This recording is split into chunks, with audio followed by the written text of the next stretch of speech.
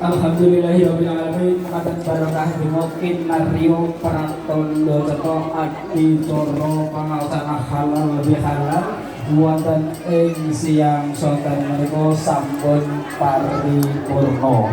Pramila ingkang menika wiwit purwa kadya wasana tansah manggih wilujeng wonten pambeng ing sakwiji. Amin ya rabbal alamin. Sagung para rawuh hadirin sedaya ingkang minulya, nuwun sewu kepareng dalem ngaturaken saha ngupamaken menggah infak saha amal jariah panjenengan sedaya wonten ing titiwanci sonten menika.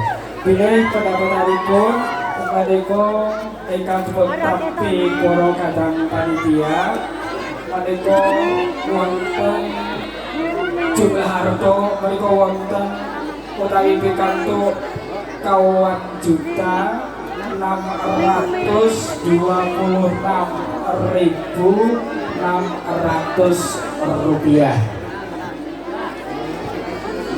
Dalam tahun ini semisal malih amal jariah panjenengan sedaya ingkang badhe kagem menika bangunan wonten ing Masjid Al-Husqa Tinjumaya menika pikantuk kawan juta 626.600 rupiah. Alhamdulillahirabbil alamin. Amal jariah panjenengan sedaya sementen kathahipun ingkang mugia tansah ketampi wonten ngayonaken Allah Subhanahu